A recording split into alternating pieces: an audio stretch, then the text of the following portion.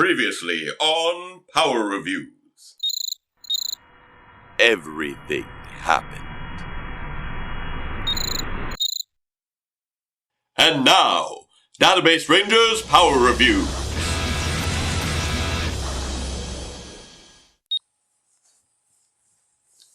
We are recording.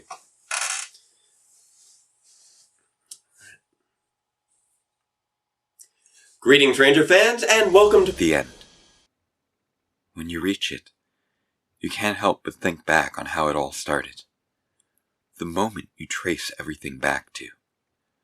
I've spent so much of my life analyzing everything, and yet, not that. So if this really is the end, let me do that. Let me look back on how it started. The beginning of everything. For me and the countless others out there. The first episode. Episode 1 of Mighty Morphin Power Rangers. Day of the Dumpster. It all begins on a tiny planetoid passing behind Earth's moon, and the two astronauts who are charged with exploring it. As they depart their shuttle, they spot something off in the distance. It looks like a giant space dumpster. Let's open her up. 1, no it doesn't. 2, why would you ever do that? Seriously, if you ever encounter anything with a mysterious glowing gem in it and you don't know what it is, just let it go. And of course, out of the dumpster pops 4 evil space aliens. Goldar, Finster, Squat, and Babu, followed shortly thereafter by their leader, the alien space witch, Rita Repulsa. Although surprisingly, instead of screeching her memorable line from the opening, it's actually Finster who points out, "It's good to be free after 10,000 years." As her minions dote on her, offering her breath mints and escorting her straight into the nearest puddle of, well, who knows what kind of liquid is on this planetoid, Rita gets straight to business, destroying her former prison and scaring off her foil-suited liberators. Don't leave! You'll miss my coming out party! That's when I destroy the nearest planet! I'll admit, a nearby planet would be really nice right now. Plus, you've got to hand it to Rita for keeping things simple. I do miss when things were simple. Angel Grove Radio. And thus we're introduced to the city of Angel Grove's Youth Center Gym and Juice Bar, favorite hangout spot of our soon-to-be legendary heroes. You are certain that you want me involved in this? Absolutely. Your technical expertise will add some much-needed legitimacy to these videos. I suppose that is an accurate assessment. What do you intend to call it? Power Reviews. Database Rangers Power Reviews. That sounds like a terribly clunky title. The Mighty Morphin Power Rangers are introduced engaging in their favorite physical activities, practicing gymnastics, sparring, and forms, before conveniently calling each other clearly by name in short succession. Nice recovery, Zach. Yeah, thanks for teaching me, Jason. That was awesome, Kimberly. Thanks, Trini. Yo, Billy, what's up? I see database! Guy, bring us around! Their good friend Billy joins them, prepped and ready for his first lesson with Jason's karate class. However, he's soon followed by 2 fellows that will go on to become the longest-lasting cast members of the show, the classic comedy duo themselves, Bulk and Skull, looking for a double date that will clearly never happen. I think I've got it. That's not it. That's the white balance, isn't it? No, that's the exposure. Then where's the white balance? Where did you even get this camera? I borrowed it from the guy next door. Oh, I think I've got it. And now we're out of focus. Not willing to take Kimberly and Trini's no for an answer, Bulk decides to press the issue. Leave us alone, Bulk. Make me.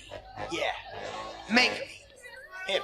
And Kim. Although Zach is willing to come to the defense of the 2 girls, Kim and Trini assure him that they've got it covered, even when Bulk convinces Skull to step things up to full-on assault, leading to the 2 punks getting flipped head over heels and landing flat on their backs. Is he okay? I don't think he's conscious. He's barely breathing. We need to get him back to the ship. Got it. Out in space, Rita's crew has settled into her mysterious and massive moon palace, which astronauts and astronomers alike have apparently failed to ever notice, despite her oversized telescope providing her perfect line of sight to peer down on Earth. So, bit of a weird question, but you wouldn't happen to own a camera, would you? Why do you ask? Rita makes preparations for her attack, commanding Finster to start making putty patrollers for Goldar to lead to Earth. While back at the youth center, the other teens watch Jason lead his class of karate students. Unfortunately, Billy appears to be struggling, leading Jason to pause the class so that he can give his friends some direct instruction on a form that honestly looks way too advanced for a Day 1 karate student, leading Billy to temporarily despair, until Jason switches things up to testing his students' knowledge of martial arts principles, which looks to be far more comfortably in Billy's wheelhouse. However, they're soon interrupted by the arrival of Bulk and Skull, eager to learn how they can more effectively beat up their bullying targets. Martial arts was not developed to hurt others. Well, technically the term was originated to refer to European systems of combat, but that's neither here nor there, as the after-school sporting variety shown here is more clearly based on the courage, kindness, integrity, fitness, loyalty, and discipline that Billy was bringing up earlier. However, since Bulk is not particularly interested in such pursuits, Jason decides to show off some fancy kicks, prompting the out-of-shape interloper to take a tumbling return to the floor, leading Jason to conclude the class. I am telling you, you cannot just lie around watching children's television all day! Why not? Go make yourself useful! Do some laundry! Find a project! Better yet, find a job! You have to have a marketable skill of some sort! Later on, the teens gather around a table at the juice bar, reassuring Billy that he did a great job for his first karate lesson, in spite of his self-doubt. Unfortunately, before they can either delve deeper into this week's moral lesson of mind over matter, or discover who mysteriously ordered spinach juice from Ernie, the entire building is struck by an earthquake that ripples throughout the city, kicking off the first of many smoothies to the face by one Farkas Bulkmeyer, which goes unnoticed by the fleeing crowds. Doctor, We need to get him to the infirmary immediately. You should really know. We need to carefully monitor his biofield energy signature. Right, and but... get a scan of his cranial positronics. Yes, but... And we have to do it fast. There's no time to... What was that? That's what I've been trying to tell you. The dimensional tears the Dark Spectre created. They're closing. As Ernie's is being shaken apart and Billy demonstrates some impressive clairvoyance, something tells me this is no earthquake. A different kind of community center is weathering the quake in the cliffs outside town. Inside, a robot clutches his teddy bear in fear until a floating blue head in front of him tells him to calm down because it's simply an alien space witch attacking the planet. Though I'm not really sure how that makes things any better. What do we do? So what do we do now? Where do we go? We need to figure that out. Once again, the exchange doesn't quite match up with the opening sequence. Teleport to us 5 overbearing and over-emotional humans. No, not that, not teenagers. Yet the disparaging views they share of the Xenial generation continues to sink through. And although I can't imagine why Zordon would want overbearing or over-emotional teenagers on his side, nor do I understand how these teens fit that description, Alpha does indeed teleport the 5 friends from Angel Grove in a disorienting series of multicolored light beams, clearing out just before they come in for their crash landing on the floor. I don't get it. How'd we end up here? I just want to know where here is.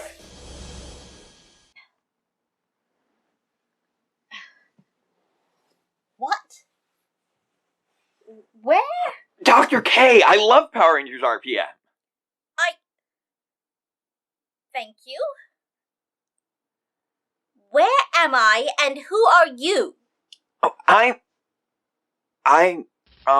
Database Ranger. Database Ranger. Your name is Database Ranger. Yes, and this is our home.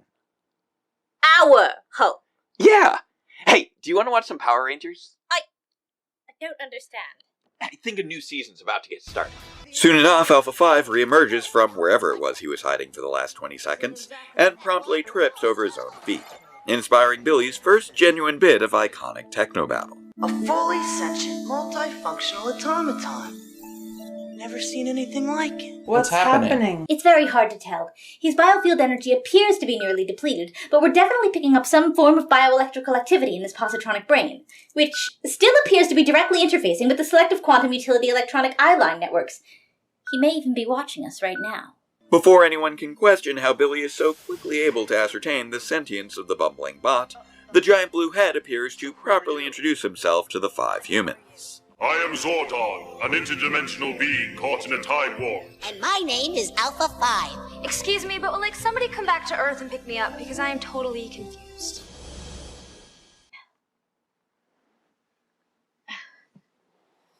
What? Where? What? I can't. Why can't I? Let me help you. Zordon? Let me help you see. Zordon explains that he has summoned them to save the world, directing their attention to the viewing globe behind them, where they witness the threat that they are about to face. A cackling space witch on a flying tricycle with a flying golden monkey supported by grayscale rejects from the Blue Man Group. The teams are understandably confused. What? Where is that? Where did I go? The threat established, Zordon then provides them with the keys to their new powers, the Power Morphers, which grant them the power to, well, morph. Morph? Metamorphosis. That means to change.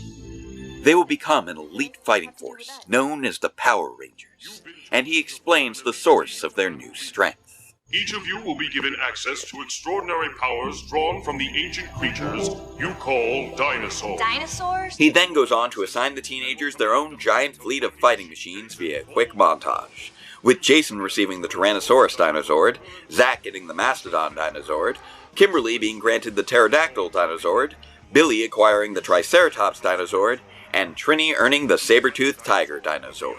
Although considering that only 2 of those animals were actually dinosaurs, 1 was a pterosaur and 2 were Pleistocene epic mammals that he may very well have been contemporaneous with only 10,000 years before, I'm going to assume that Zordon's exact phrasing of ancient creatures you call dinosaurs was less of an error on his part and more of a dig at the Angel Grove educational system that continues to have show and tell and teaches the meaning of question marks well into high school. Anyway, he further explains that their Zords will be able to join forces just like they will, to combine into a giant, very much not Voltron-esque, and shame on you for even thinking it, when Super Sentai had its first combining mecha the same year as Beast King Go Line and was already established property by that point, so it's clearly just a coincidence, Megazord. However, at this point, the level of info dump just becomes too much for the skeptical teenagers, and Zack and Kim decide to clear out, followed shortly thereafter by Billy and Trini, with Jason hesitating in a moment of consideration. Please! She needs help. Regardless, Jason still follows his friends, even as Zordon makes some token attempt at maintaining decorum. Very well then, let the power protect you. However, as they journey out into the surrounding desert, the doubt stays with him. Guys, we shouldn't have left. I mean, he chose us to save the world. I say we do it. Do you really think we can? I can't. She needs my help. From 1.28 light seconds away, Rita observes the belt-buckle-toting teens departing Zordon's command center and decides to take preemptive action, ordering Finster to finish molding his final batch of Putty Patrollers from his decidedly not Putty Patroller-shaped mold press and load them up for a 10-second cycle in his Monster-matic machine, an impressive mesh of magic, technology, and looping camera tricks. Just hold on. Rita targets the teens and fires upon them from the moon, managing an impressive long-distance shot that somehow manages to spontaneously change their clothes. Dr. K, take my hand. The friends soon find themselves surrounded by the unfamiliar faces of Finster's putties, grasping at them with their clumsy clay hands. Please, let me help you. They all leap into action, drawing upon their respective strengths. As Jason shows off his karate moves, Zack dances through some hip-hop keto, Trini defends herself with kung fu, Kimberly flips herself free of the putty's grasps, and Billy, well, tries his best not to get hit. But one by one the putties throw them into a pile, and the 5 teens are faced with their moment of truth, making an important decision. Together. Wireless interdimensional interface activated. Mastodon! Pterodactyl! Triceratops! Saber-tooth tiger! Tyrannosaurus! Initiating transdimensional tachyon connection. Initiating biorhythm synchronization. There. Coordinates verified.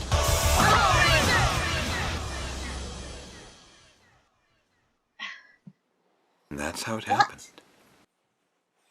Where? That was the beginning of all of this. Just like Dark Spectre said. I just saw Kay in trouble, and I acted without thinking, and I reached out to Mayo's world, and I broke reality. I played right into his hands. You must not blame yourself, Phantom Ranger. But if I hadn't... Then Dark Spectre would have found another way to enact his scheme, and then both of you would have remained his prisoners. Instead, because of your act of kindness to a person that you had never met, you both were given a chance to make things right. All of reality owes you a debt for that action. I guess I couldn't stop myself, could I? Even if I'd known it was all a trick. Then you still would have acted the same. It is in your nature to help someone when you see them in need. It is at the heart of who you are. The heart that makes you a Power Ranger. Zordon, what's wrong? I'm afraid I am beyond your help, Phantom Ranger. This sliver of my consciousness was only able to survive as long as it was trapped in this dimension. Now, due to Dark Spectre's actions, I feel myself slipping away once more. Isn't there anything I can do? You can grant me one last wish. Anything. I've already sacrificed my life once for the universe. There is no need for you to do the same. I can sense that your power ruby has nearly been drained from your battle with Dark Spectre, for its power resonates with my own. Please, let someone else reach out to you, Database Ranger, and embrace the life that is waiting for you.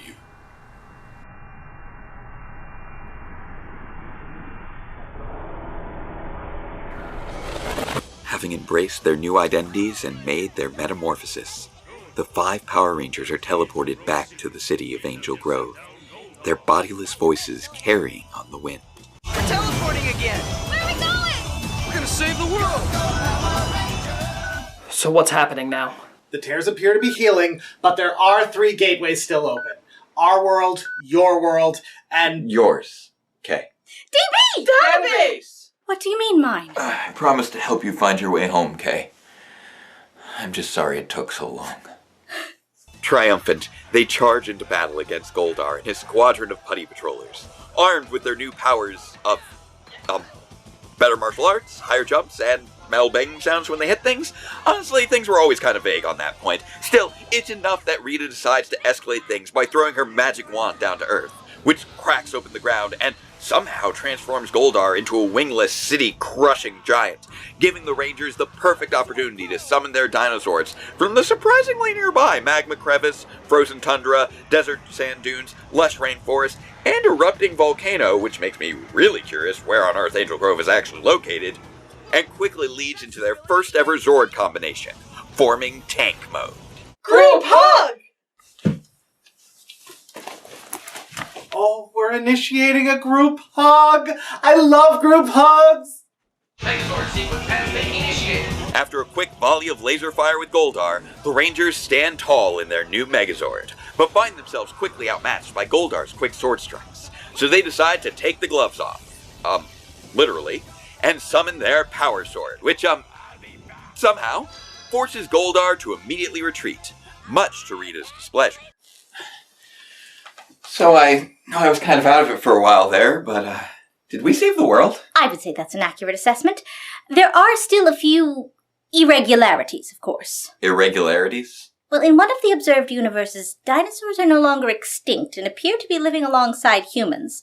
But I'm fairly certain we're not responsible for that one. For the most part, there simply seems to be a certain malleability where the laws of physics are involved. Malleability?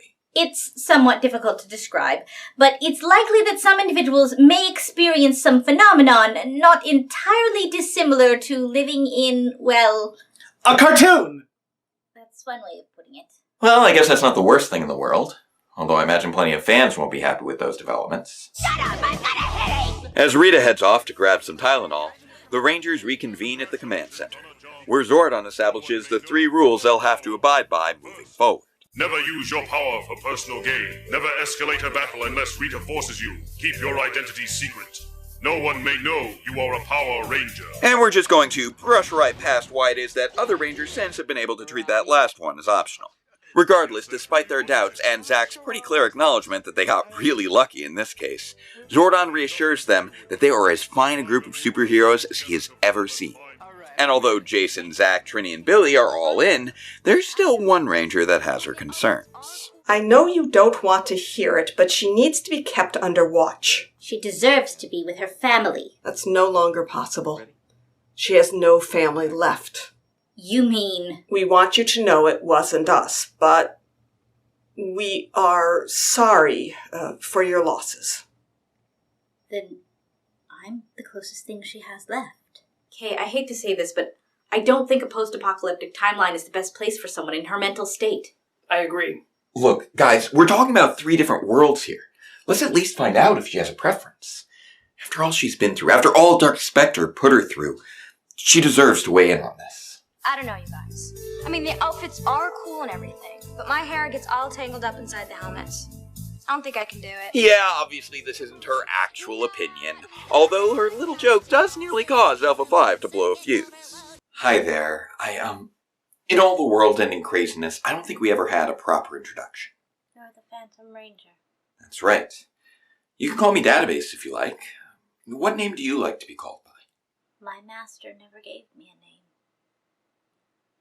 I was always simply his child. The only name I can recall anyone ever offering me was Thousand Island Dressing. Oops. That is a bit of a long one. What do you say to an acronym? T-I-D. TID. Yes, I do believe this moniker is acceptable. Well, in that case, TID, I think we may have found a solution to our dilemma. How would you like to go home?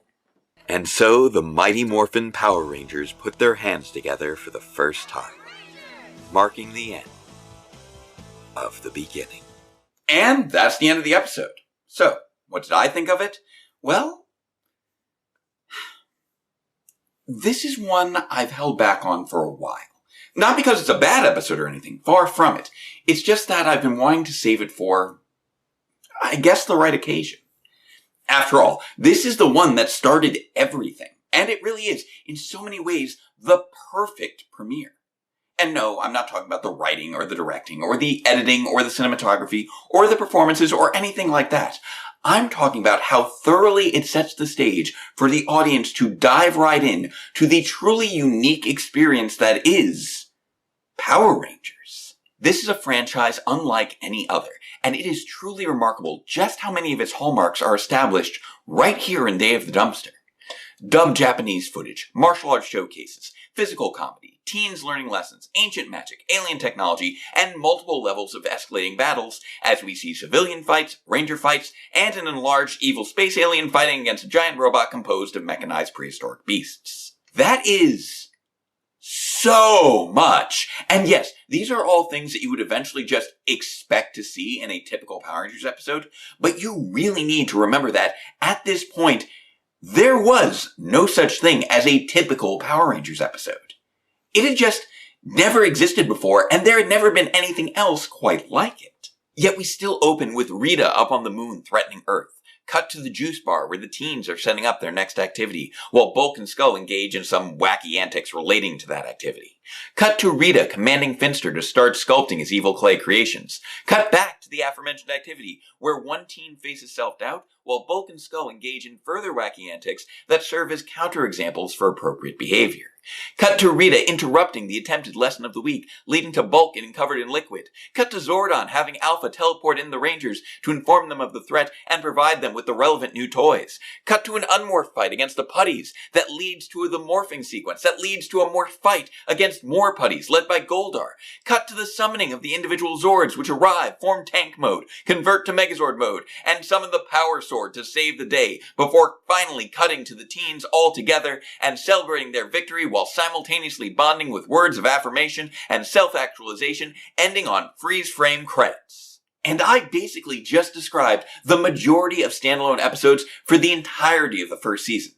Swap out a few details here and there, and I basically just described the majority of standalone episodes for the first 5 years of the franchise. That is how strong this template is.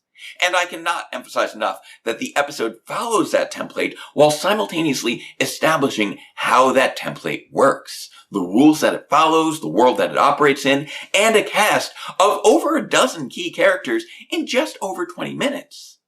Actually, under 20 minutes if you cut out the credits, and that is just an astounding level of efficiency in storytelling that I genuinely cannot praise hard enough.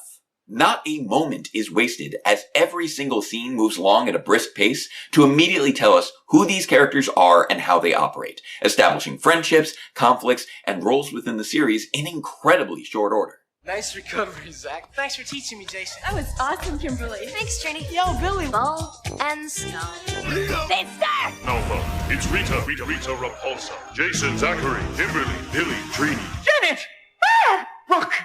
Now, is this the most natural dialogue? No, of course not. But does it successfully help a young audience keep track of the plethora of characters that have just been dropped in their laps without dragging down the pace? Absolutely. And it does this while simultaneously establishing what the core principles of the series are going to be. Courage, kindness, integrity, fitness, loyalty, and discipline.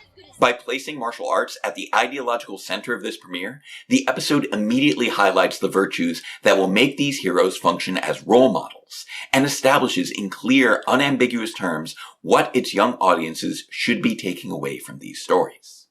Yes, the fights are cool, but they are also demonstrably the result of hard work and training. They are strong, but they use that strength responsibly, purely in defense of themselves and others. These people are good friends who support each other, contribute to their community through teaching, and are brave enough to try new things and better themselves, even though it may be difficult and they may be racked with self-doubt. And we even have a pair of comedic side characters to perfectly reflect the flip side of approaching martial arts without a sense of those core values. It all comes together to form an incredibly strong sense of narrative and thematic identity, even without having a singular clear narrative or thematic through line. So as a result, we have the sense of how the series will function with its moral of the day format, even without necessarily having a specific lesson being learned. Just as the introduction of Finster's Monster-Matic Machine and Rita's Magic Wand establishes how the Monster of the Day format will function without having a specific monster being blown up. So again, that is a lot. And to put it into proper context, no other season of Power Rangers even attempted this much. Even looking at the bare bones of establishing the villains, introducing the 5 new Rangers, having them morph for the first time, and then having their Zords transform into a Megazord. That is never, ever done again as a single episode. Take a look at the next time they even have 5 new Rangers to introduce in Power Rangers Lost Galaxy.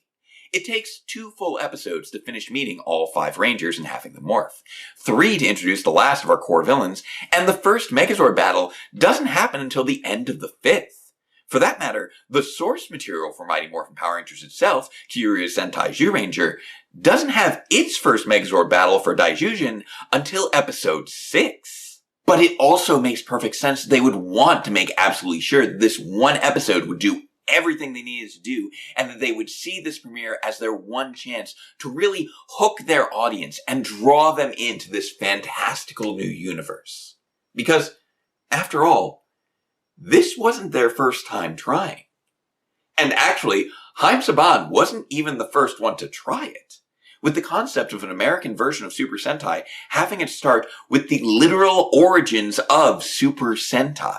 Although the original Himitsu Sentai Go Ranger ran from 1975 to 1977, with the follow-up series Jakuwa Dengekitai airing throughout the rest of 77, the first official Super Sentai series wouldn't premiere until 1979, after the Marvel Toei co-production of Spider-Man introduced the concept of a spandex-clad transforming hero with a giant robot in 1978, leading to their intended Captain America adaptation morphing into Battle Fever J, a multinational team of heroes fighting giant monsters with a mega-sized mecha. That's right. Sentai as a whole may have been the brainchild of Kamen Rider creator Shotaro Ishinomori, but Super Sentai actually got its start as an adaptation of an American superhero property. So I guess the Powerful Rangers weren't entirely off the mark on that one. Anyway, there were 2 additional Marvel Toei co-productions before the expiration of their contract: Denshi Sentai Denziman and Taiyo Sentai Sun Vulcan, the latter of which not only introduced the aforementioned concept of combining mecha into the franchise during the same year as Go Line, but also was pitched by Stan Lee himself as a series that could have been adapted for American audiences alongside the 1978 Spider-Man series. Sadly, HBO passed on the idea and no one else was really biting at the time. However, this means that alongside the 1987 parody dub of the 1984 series Kagaku Sentai Dynaman for the USA Network, Haim Saban was actually the 3rd one to try bringing Super Sentai over to the States, starting with his initial pilot for an adaptation of the 1985 series Shodenshi Bioman. Unfortunately, Saban's project also wouldn't be picked up until the early 90s, when he met with the then head of the brand new Fox Kids programming block, Margaret Lash, former CEO of, you guessed it, Marvel Productions. Literally, the same person who commissioned the Sun Vulcan sizzle reel for American networks. See? It's all connected. It all comes full circle. Of course, by then, the Bioman footage was understandably dated, so the decision was made to switch over to the then recent 1992 series, Kiryu Sentai Zyuranger, for a brand new pilot. But this pilot was not the same Day of the Dumpster that would eventually premiere on August 28, 1993. Nope. Just as it took 3 different attempts with 3 different series before Super Sentai was greenlit to be properly adapted for the States, the original premiere of the Power Rangers franchise went through 3 different iterations as well. The original pilot would eventually air in 1999 as part of the Power Rangers Lost Episode special, presented by Austin St. John and Walter Emmanuel Jones as part of a general series retrospective, and it is very obviously a rough draft. It's shorter than a regular episode, the characters are still being defined, Trini is played by Audrey Dubois instead of the late Thuy Trang, and many of the sets, costumes, and effects are quite different from what we'll eventually see in the finished product. But this was never really intended to be the first episode of the series. This was more of a starting point for the actual full first episode, written by Tony Oliver and Shuki Levy and directed by Adrian Carr. Which was also not what premiered in 1993. Yes, we now have a full-length episode with the final cast, sets, and costumes, but as Oliver explained at the very first Power Morphicon in 2007, as well as at other later conventions, the network still disapproved of the level of violence, specifically in the scene that introduced our heroes engaging in a full-on fight against a gang of predatory punks, something that had been carried over from that original pilot, and the main story element of that pilot to ultimately be replaced entirely by the time of the final premiere. Interestingly though, eagle-eyed fans may have noticed that these new replacement scenes weren't entirely original. Early drafts of the script for the 15th episode, Dark Warrior, along with some blink-and-you'll-miss-it costuming discrepancies, hello Billy's communicator, suggest that the entire scene of Bulk and Skull crashing Billy's first karate lesson was actually pulled from that later episode, with the other juice bar scenes immediately before and after being used to bridge it with the rest of the story. So, to be clear, not only was this episode the culmination of an idea that was conceptualized over a decade before and was pitched in some way, shape, or form with at least 4 different Japanese series, but the original American footage is also sourced from 4 different filming blocks, including the original pilot, the initial full production version of Day of the Dumpster, the initial version of Dark Warrior, and those final extra scenes that actually serve as the true canonical introduction to these characters. All of that is in here. And that's not even getting into how many different episodes of Zyuranger are utilized in the final edit. We have Episodes 1, 2, 2's preview of 3, 3, 4, 5, 6, 7, 8, 10, 16, 17, 19, 20, High Battle Bikes, 22, 26, 27, 28, 29, 32, 34, 36, 37, 39, 46, and 47. And that's not even getting into the shots that were superimposed into the effects for other shots, or the random additional Zyuranger shots that were commissioned specifically for Power Rangers. Magic 1! Big Michael's are So not only is the script for this episode an astoundingly efficient introduction to a myriad of different characters and story elements, but the final edit is an astonishing mosaic of literally half the episodes from Zyuranger's entire run, spanning from the beginning to nearly the end and then some. And yes, there are continuity errors, because of course there are. How could there not be? Yet surprisingly, due to the incredibly hard work of the editors, outside of some split-second appearances by the Battle Bikes and Dragonzord Battle Mode, the majority of errors come from the original footage, specifically due to costume changes that are most evident in the wide shots from the original pilot.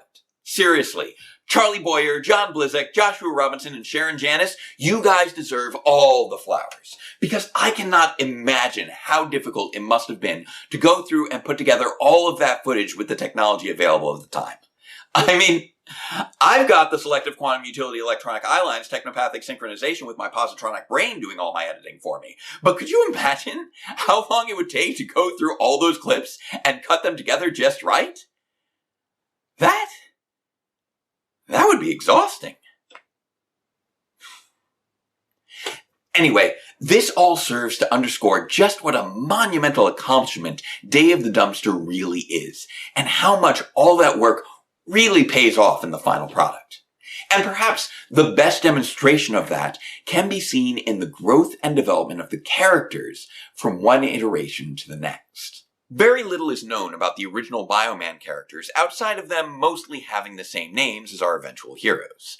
But just by focusing on the 3 different versions of their introductions for Day of the Dumpster, we see 3 very different interpretations of these characters, with the most obvious changes being their relationships with violence. In the original bowling alley scene from the pilot, they escalate the fight almost immediately, being the first ones to start shoving people away, and with Trini, of all people, being the one to throw the first punch. By contrast, the chili fight scene at the juice bar in the second iteration has several of the Rangers seeming almost timid in response to Bulk and Skull's intimidations, forcing a prolonged series of pratfalls as the punks basically defeat themselves. And then we have the aired version, where Bulk and Skull are neutralized quickly and confidently without a single punch or kick being thrown, instead keeping the acrobatics and combat skills purely within the realm of personal training until they eventually end up in their battle against Rita's forces. The first version is probably the closest we get to having those actual teenagers with attitude that are promised in the opening credits. But they're not really heroes, and we really have no context for why they're so combat ready. The second version has them trying to avoid the fight a bit more, but also kind of bumbling their way through it. It's really only in the third version that they are actively acting as role models. This is the only version where they don't instigate anything by accident, where Zack isn't pranking Jason, and where they actively support their less athletic friend's efforts to better himself, highlighting all the qualities that Zordon later references when explaining why they were chosen to become Power Rangers. This evolution is perhaps best exemplified by the transformations in the characters of Kimberly and Bulk. Kimberly starts off being vapid, self-centered, and insulting, with Bulk being just one of a collection of punks that she accidentally provokes with her careless throw of the bowling ball. We then see her shift into being more airheaded but well-meaning, when she accidentally drops the chili on Bulk, who now actively intimidates her as the head of his own gang, stirring Billy and the others to come to her rescue. It is not until the final version that we see her fully self-actualized, honing her craft as a gymnast and engaging in feminine solidarity with Trini, as both girls are now fully capable of non-violently dispatching with the hapless Bulk and Skull, firmly established here as a comedic duo whose ignorant approach to martial arts provides a juxtaposition, rather than an active threat, to our clearly dedicated heroes. This is part of what I was talking about when I said that Day of the Dumpster has an extremely strong sense of identity. We can immediately tell who all these characters are, what their interests are, what their values are, what types of relationships they have to each other, and why they are chosen to be heroes.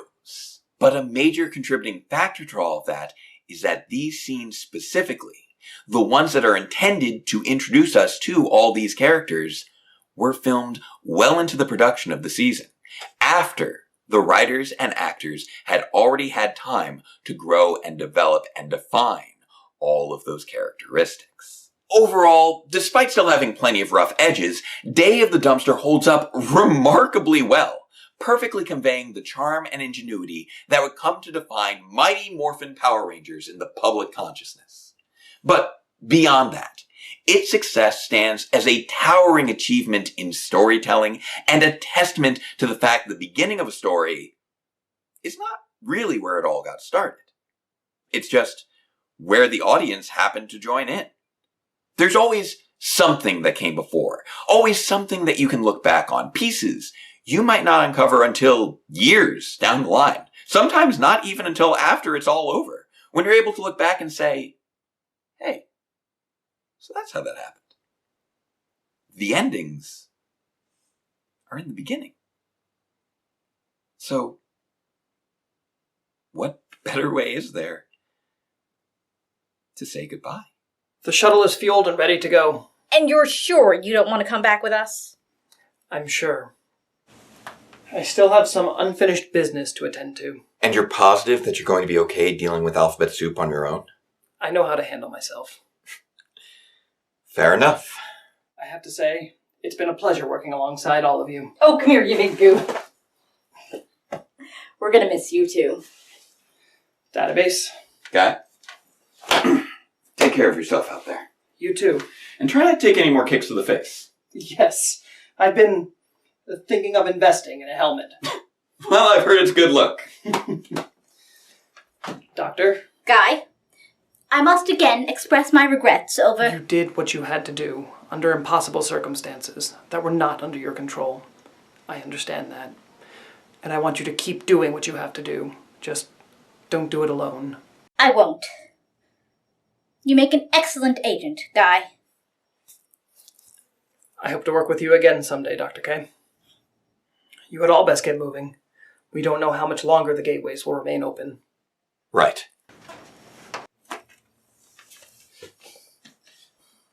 Madam Director. Hello, Guy. I understand that Sir Director is expected to make a full recovery. Yes. He should be cleared for cryogenic release upon landing. That's good to hear.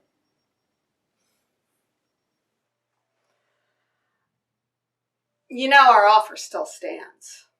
You did perform admirably as a field commander, and you can have quite the future at Alphabet Soup. I have considered it. I have decided to decline. Unfortunately, I simply do not see Alphabet Soup having much of a future after I submit my final report to my superiors back at Hexagon. And what evidence will you be presenting them with? You hijacked our ship with little more than the clothes on your back. And once we return, you will be searched and dismissed with nothing to show for your efforts. It's true, I did leave most of my files and surveillance equipment behind. Except for the invisible flying cameras that have been chronicling our every move for the last 3.5 years, and are fully capable of independent artificially intelligent transmission, courtesy of Dr. K. You know, you really should have paid more attention to Database Ranger's YouTube channel.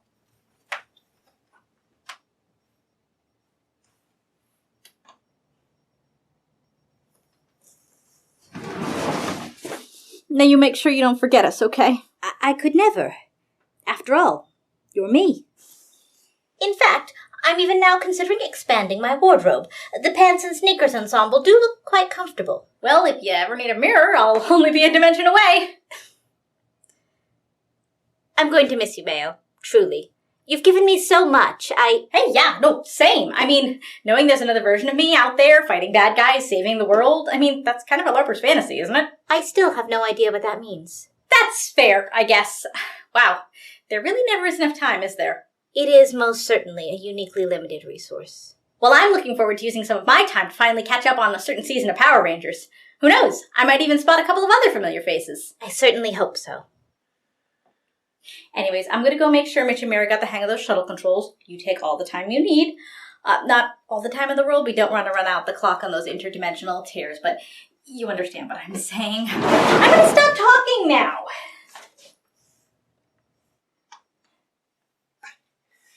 Saying goodbye is never easy. But then, how else are we ever supposed to say hello to a whole new beginning? And I think we've all now been able to find that. Turns out, when they're not distracted or demonically possessed, Mitch and Mary can be surprisingly good drivers. You know what I would like to get when we get home? I know exactly what you're thinking. Kitty! Their new house guest appears to be adjusting well, Fascinating. and they should have some good help keeping an eye on her. Welcome to our home. It really is crazy the new families we form along the way. Party of 26? Dude, long time no see. Work party? More of a work release party. Oh, are those unlimited vegan breadsticks? I'll secure us a table. So what happened to you, man? You kind of literally vanished on me. Sorry, I was unexpectedly called away. Long mission? Longest I've ever done. Alright, take a seat, grab a slice. There will be plenty of time for stories later. Thank you. And that's when Twilight Sparkle meets Pinkie Pie. Exactly. Are you sure we can really trust him, Mother? I don't like it any more than you do, but he kept his promise. I got you back, and our family always returns its debts. This is the best service I've ever received. So, after this, are you interested in... It's not happening, dude. Here's to new beginnings, to new partnerships, and to friendship? To friendship, yes. And then there's power down. This is the right place? According to my calculations, we should be just outside Professor Cog's old facility in Omega City. Seems a lot busier than I remember it being on the show. We have been gone for quite some time. According to the ship's chronometer, today is October 13th, 2016. Wow, really? Yes, and don't think I haven't noticed the significance of that date. Happy anniversary, DB. Happy anniversary, Kay. I guess we ended up making it to year 4 after all. I'm just sorry that it has to end here. Are you certain you don't want to stay? This is your home too, after all. It might be my home dimension, but I think we both know this hasn't really been home for me in a long time. Not since... She could still be alive, you know. There's no telling how many survivors may have been found in the last 5 years since Vendrix was defeated. I certainly hope so, but I'm not the same person that she knew back then. However well we could really be said to have known one another, and after all this time, I'm sure she's not the same person either. I just hope that she's found some peace, and that she knows that none of this is her fault. Can you tell her that, if you find her? I will. I promise. Thanks. Well, I guess I'd better get going. There's only so much time left before... I'm going to miss you. Very, very much. I'm going to miss you too. Interdimensional contact is still theoretically possible, you know. And I'm sure someday interdimensional travel will be safe again too. Even if it takes 1,000 years. Well, I do know a few Rangers from that time period.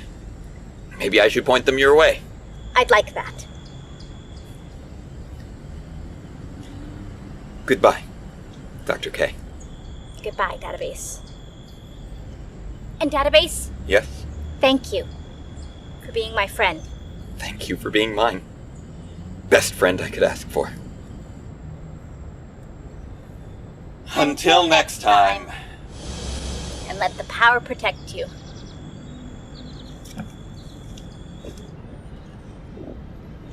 Endings hurt. Goodbyes hurt. Sometimes endings are really just whole new beginnings. Oh, wow! It's you, isn't it? You're her! Is he here? Oh, yeah, his office is like right down the hall. Thank you. Okay. Which leaves one last farewell. You, Ranger fans, who have been with me since a beginning. The beginning of this show, the beginning of me figuring out who I really am. You have all helped me so much more than you can ever really know. And I'm not just talking about the whole saving the multiverse thing, although thank you for that. That was a thing we did together. We did that, and thank you? Thank you for that again. But, beyond all that, thank you for just being there to listen. To listen to me talk about something that has meant the universe to me. To just be able to talk about Power Rangers. To be able to talk about something that I love, free and uninhibited, and to know that someone out there was listening and wanting to hear more. I hope that every single one of you gets a chance to know that feeling. Because the things that we love, and the people we love, and how we love them, and why we love them, those are the things that define us. Even when it's something as simple as a television show. Because it's never just a television show. It's something that you love. And it's something that was made with love, and passion, and dedication, and years of hard work, and trying, and failing, and getting up, and trying again, and countless people making countless sacrifices that you will never know the stories of. And I'm not naive. I know that the Power Rangers franchise was born out of a desire for a profit. That it continued to thrive because it was cheap. That its production was rampant with exploitation and abuse. And that it functions within a system that perpetuates those evils only so long as it continues to make powerful people even more powerful. And at the moment it stops doing that, it will be gone. But even knowing all that, I can't hate it. Because that would mean hating a part of myself. Life is messy and complicated. Mine more than most. So many of us are born out of pain and trauma and lies and so many other things. And that doesn't make us any less worthy of love. The important thing is that we understand it, and we reckon with it, and we decide for ourselves what that means to us. Loving Power Rangers makes me want to fight the evils that make Power Rangers happen. If you've been watching this show from the beginning, then you've seen me discover who I really am, how I became who I am, who made me this way. It hasn't been easy. But if I can face that kind of evil, then you can too. Find yourself in the things you love. Think about why. Work it out. Think about what it is that you connect with and what it says about who you want to be, and just be that person. Be that hero. I think you might be surprised at who you turn out to be. I know I was. Hey, DB. You ready? I think so.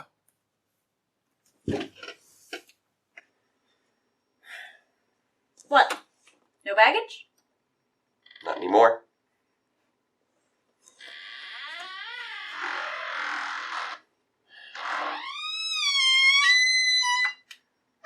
Endings and beginnings. Are they really that different?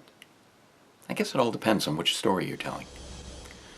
One tale fades away, and the next one begins.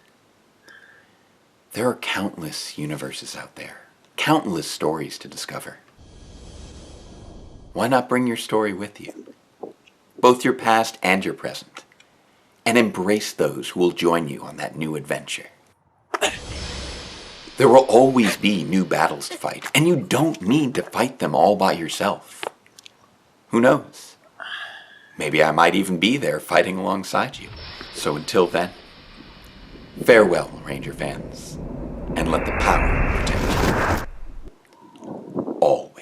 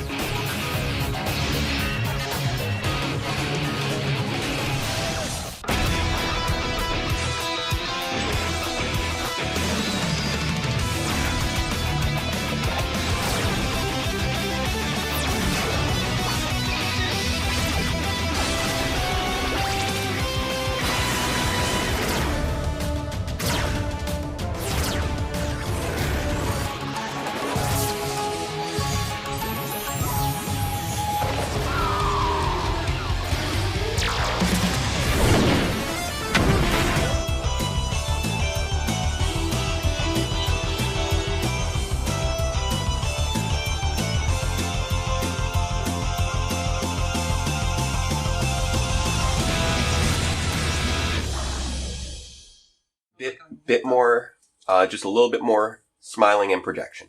Okay. I'm Mitch Moore Potsner. Gasp! Spoilers?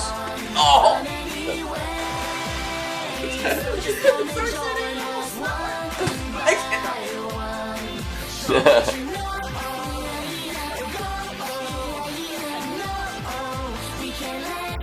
Welcome to our nightmare. Oh, sorry, that eked out. Welcome to our home. Gonna scare the cat. That's how I sound when I talk to cats. Okay. And dogs. Let's try a shift for a little bit more of a more of a soft and sweet, since this is your last line of the. Ready and action. Welcome to our home.